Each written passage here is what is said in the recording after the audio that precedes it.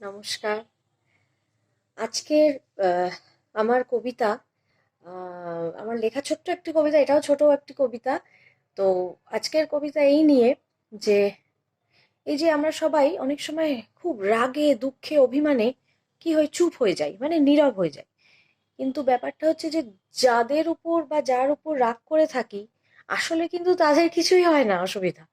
অসুবিধাটা হয় কাদের? আমাদের, যারা আমরা নীরব হয়ে যাই।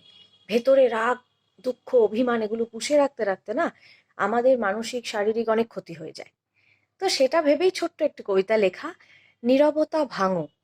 নীরব থেকে দেখো একবার, দুশ্চিন্তা কেমন আঁকড়ে ধরে। বিলাও হাসি প্রাণটি খুলে, দেখবে খুশি আসছে ভোরে।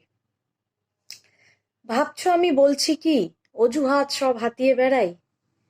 যারা আমায় ভাবছে এমন, দেখবে খুশি খুঁজছে তারাই।